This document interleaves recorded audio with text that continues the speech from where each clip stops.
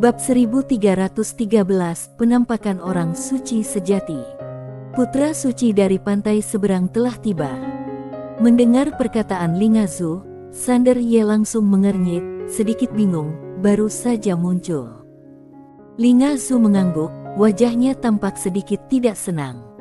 Dia tidak menyangka bahwa putra suci seberang yang misterius itu tiba-tiba muncul. Sander Ye tersenyum dan berkata, "Kebetulan sekali." Ling Azu menatap Sander Ye, ingin mengatakan sesuatu tetapi menahan diri. Sander Ye berkata, "Kita tidak punya jalan keluar sekarang. Kita hanya bisa bertahan dan terus maju." Ling Azu berpikir sejenak lalu mengangguk pelan, benar. Dia baru saja membawa pesan yang mengatakan bahwa putra suci dari pantai seberang telah tiba. Jika Sander Ye mundur sekarang, dia dan Sander Ye akan berada dalam masalah. Meniru putra suci dari pantai seberang adalah kejahatan berat yang dapat dihukum dengan pemusnahan 10 klan. Jika apa yang dikatakan Sander Ye benar, sekarang mereka hanya bisa terus maju. Melihat Ling Azu mengerutkan kening, Sander Ye tersenyum dan berkata, "Jangan terlalu banyak berpikir, lakukan saja selangkah demi selangkah." Melihat Sander Ye begitu tenang, Ling Azu sedikit terkejut. Dia tidak memikirkannya lagi dan mengangguk, "Ayo pergi." Sambil berbicara, dia membawa Sander Ye dan Dao leluhur lalu berjalan pergi. Kota suci seberang sangat makmur, dan bangunan-bangunan di sekitarnya sangat megah. Beberapa bangunan tinggi memiliki ratusan lantai, berdiri di antara langit dan bumi seperti pilar yang menjulang tinggi, yang sangat spektakuler. Karena terbang tidak diperbolehkan di kota tersebut, semua orang hanya bisa berjalan kaki, yang membuat seluruh kota suci di pesisir seberang terlihat sangat semarak. Sander Ye melihat sekeliling dengan rasa ingin tahu. Ada beberapa toko di sekitar, semuanya menjual senjata dan harta karun ajaib, dan kualitasnya tidak rendah. Tiba-tiba, Sander Ye berhenti dan matanya tertuju pada salah satu toko. Toko itu sangat besar. Ada 5 kandang di depan toko, dan ada 5 pria kuat di dalam kandang tersebut. Budak liar. Sander Ye memperhatikan lebih dekat para budak liar itu, dan dia menemukan bahwa mereka semua memiliki aura yang kuat, terutama tubuh mereka, yang sangat kuat, dan fisik mereka tidak sebanding dengan orang kuat manusia biasa. Ling Azu tiba-tiba berkata, "Ayo pergi." Sander Ye menarik kembali pikirannya, mengangguk, lalu mengikuti Ling Azu ke kejauhan. Tentu saja, dia tidak akan berpikir untuk membebaskan para budak. Sungguh lelucon. Dia bahkan tidak bisa melindungi dirinya sendiri sekarang. Jika dia melakukan hal-hal yang berada di luar kemampuannya, bukankah itu sama saja dengan mencari kematian? Tak lama kemudian, di bawah pimpinan Ling Azu, ketiganya tiba di katedral yang pernah mereka lihat di luar kota sebelumnya. Melihat katedral dari dekat saat ini, mereka bahkan lebih terkejut. Saat mendongak, mereka sama sekali tidak dapat melihat ujungnya, dan perasaan kerdil muncul secara spontan. Tidak diketahui dari bahan apa seluruh katedral itu terbuat, tetapi itu bersinar dengan cahaya keemasan yang redup, megah dan amat mempesona. Pada saat itu, mereka bertiga tiba-tiba menoleh dan melihat 3 orang penjaga berbaju besi emas memegang tombak berdiri tidak jauh di belakang mereka. Ling Azu sedikit mengernyit, penjaga suci dari pantai seberang. Sander Ye sedikit terkejut, karena dia menemukan bahwa aura ketiga orang ini sangat kuat, setidaknya di tingkat Tao lancar. Ling Azu menarik kembali pandangannya dan berkata, "Ayo pergi." Sambil berbicara, dia menuntun Sander Ye dan Dao leluhur menuju aula suci. Setelah memasuki aula, mereka terkejut melihat langit berbintang yang luas. Di bawah kaki mereka ada jalan emas yang panjangnya 1000 kaki. Di ujung jalan emas itu, ada kursi suci. Ada sekitar 20 orang berdiri di setiap sisi kursi suci. Orang yang memimpin di sebelah kiri adalah seorang lelaki tua berjubah merah. Di belakangnya, semua orang mengenakan jubah merah. Tetapi, Jubah mereka sedikit berbeda dari jubah lelaki tua yang memimpin. Ada lingkaran kain hitam di bagian bawah dan lengan jubah mereka. Pemimpin di sebelah kanan adalah seorang lelaki tua berjubah putih. Rambut dan jenggotnya putih semua, dan jubahnya seputih salju, tanpa noda. Di belakangnya, ada sekelompok orang berjubah putih, semuanya lebih tua. Ketika Sander Ye dan Ling Azu masuk, seorang pelayan yang mengenakan jubah suci tiba-tiba berjalan cepat ke arah Ling Azu, sambil memegang jubah hitam di tangannya. Dia membungkuk hormat kepada Ling Azu, lalu dengan hati-hati mengenakan jubah suci itu pada Ling Azu dan kemudian minggir. Ling Azu melangkah maju. Sander Ye dan Dao leluhur mengikuti. Dao leluhur merasa sedikit takut. Sial, jika dia mengikuti pria sok tahu ini untuk membodohi orang dan gagal, dia mungkin akan mati di sini, karena aura orang-orang di sini sangat kuat, dan kekuatan mereka jelas yang terbaik di dunia seberang ini. Tetapi, dia tidak punya pilihan lain. Jika dia memilih untuk melarikan diri, orang ini mungkin akan membunuhnya untuk membungkamnya. Pada saat ini, suara Ling Azu tiba-tiba muncul di benak Sander Ye, yang di sebelah kiri yang mengenakan jubah merah adalah kardinal, yang bertanggung jawab atas wilayah selatan di dunia seberang. Yang di sebelah kanan adalah uskup agung, yang bertanggung jawab atas wilayah utara. Keduanya berjuang dari bawah, jadi mereka tidak mudah dihadapi. Berhati-hatilah. Sander Ye mendengarkan kata-kata Ling Azu dengan ekspresi tenang, tetapi dia sudah berpikir diam-diam di dalam hatinya. Pada saat ini, dia tidak boleh bersikap pengecut. Tak lama kemudian, Ling Azu membawa Sander Ye dan Dao leluhur ke tengah aula. Pada saat ini, orang-orang di kedua sisi melihat ke arah Sander Ye.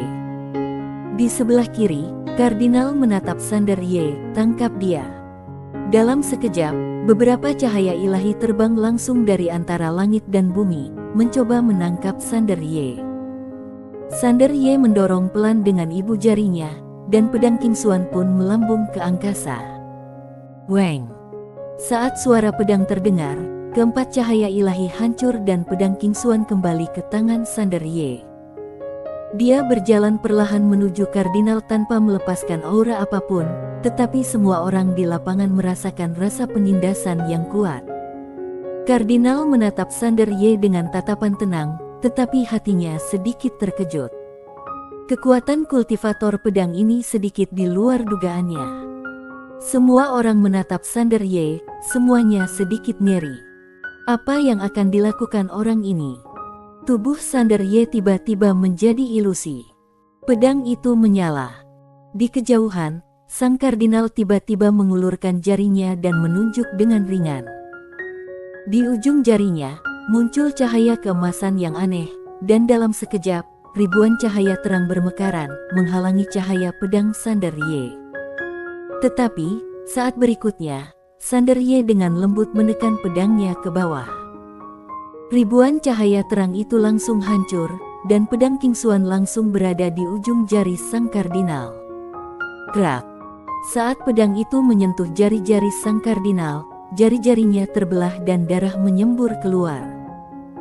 Tetapi pada saat berikutnya, raut wajah Sander Ye sedikit berubah, dan dia melihat sebuah kekuatan misterius tiba-tiba memancar dari ujung jari sang kardinal. Bang! Sander Ye mundur beberapa langkah. Sander Ye mundur. Kardinal terluka. Melihat adegan ini, semua orang kuat di aula terkejut dengan kekuatan Sander Ye. Tetapi pada saat ini, Sander Ye tiba-tiba melangkah maju, dan dalam sekejap, kekuatan pedang yang dahsyat keluar dari tubuhnya seperti air bah. Putra suci, tenanglah. Pada saat ini, suara Ling Azu tiba-tiba terdengar, dan kemudian dia berdiri di depan Sander Ye. Sander Ye melirik ke arah kardinal, dan dengan pikirannya, semua kekuatan pedang menghilang tanpa jejak dalam sekejap. Kardinal menatap Sander Ye tanpa berkata apa-apa, tetapi tatapan matanya menjadi sedingin es. Ling Azu menatap kardinal itu dengan wajah muram dan amarah di matanya. Kardinal, Aku mengerti bahwa kamu meragukan identitas putra suci, tetapi bukankah terlalu terburu-buru untuk memerintahkan penangkapannya sebelum kamu benar-benar memastikan identitasnya? Kardinal itu menoleh ke arah Lingazu, uskup pemimpin. Tahukah kamu apa kejahatan membantu orang lain menyamar sebagai putra suci? Lingazu berkata dengan tenang, Kardinal mengira dia palsu, jadi tolong berikan bukti. Kardinal itu bertanya balik, uskup pemimpin mengatakan bahwa dia adalah putra suci dari pantai seberang. Aku ingin tahu bukti apa yang dia miliki. Lingazu menoleh ke arah Sander Ye, tetapi Sander Ye menoleh ke arah uskup agung berjubah putih di sampingnya. Apakah ini uskup agung? Uskup agung melirik Sander Ye dan mengangguk sedikit. Ya. Sander Ye tersenyum dan berkata, perahu suci pernah menyebutkanmu kepadaku, katanya kamu memiliki penampilan seperti orang suci sejati. Melihatmu hari ini, itu memang benar. Setiap orang. Uskup agung itu menatap Sander Ye tanpa berkata apa-apa, tetapi matanya yang bijak seakan berkata, apakah kamu mencoba membodohiku, nak? Sander Ye menambahkan, aku diperintahkan datang ke sini kali ini, pertama untuk melawan para bidat di seberang Laut Pahit, dan kedua untuk membantu para penganut setia di dunia seberang untuk menerobos ke tanah suci sejati. Uskup agung berkata dengan tenang, oh. Dia tidak menargetkan Sander Ye karena memang tidak perlu melakukannya. Lagi pula, tidak ada konflik kepentingan sekarang, dan situasinya juga tidak jelas, jadi lebih baik menunggu dan melihat saja. Sander Ye tiba-tiba meraih lengan Uskup Agung dan berkata, Uskup Agung, mari kita bicara di tempat lain.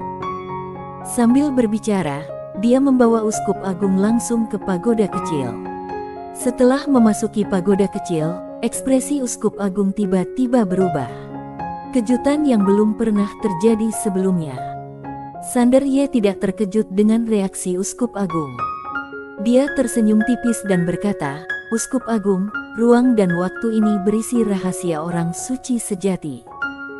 Dengan bakat Uskup Agung, pasti akan mampu membuktikan dirinya sebagai orang suci sejati dalam 100 tahun.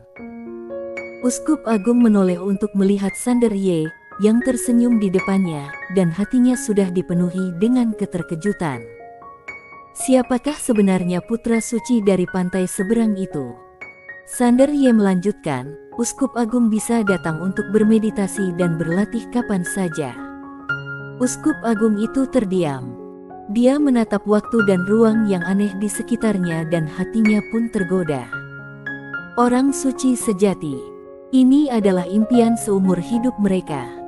Tetapi sepanjang sejarah, hanya sedikit orang yang dapat menjadi orang suci sejati.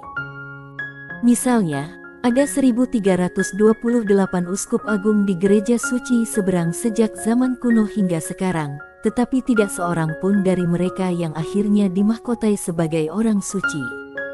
Lebih sulit daripada memanjat ke langit. Uskup Agung menoleh ke arah Sander Ye. Dia ragu sejenak, lalu berkata, apakah perahu suci benar-benar mengatakan bahwa aku memiliki penampilan seperti orang suci sejati? Sander Ye mengangguk, ya. Uskup Agung tiba-tiba membungkuk dalam-dalam ke kehampaan dan berkata dengan gembira, aku tidak pernah menyangka bahwa aku akan dikenang oleh perahu suci. Saat dia mengucapkan bagian terakhirnya, air mata benar-benar mengalir di matanya. Sander Ye berkata dengan serius, Uskup Agung, Tuhan akan memberikan tanggung jawab yang besar kepada orang besar. Masa depan dunia seberang masih membutuhkanmu dan aku untuk bekerja sama. Uskup Agung itu memegang lengan Sander Ye dan berkata, jangan khawatir, putra suci. Orang bijak akan mati demi temannya. Karena aku telah menyerahkan hidupku kepada Tuhan, aku akan mengorbankan hidupku untuk Tuhan. Sander Ye ingin mengatakan sesuatu, tetapi pada akhirnya dia hanya menghela nafas. Uskup Agung sedikit bingung, mengapa putra suci mendesah.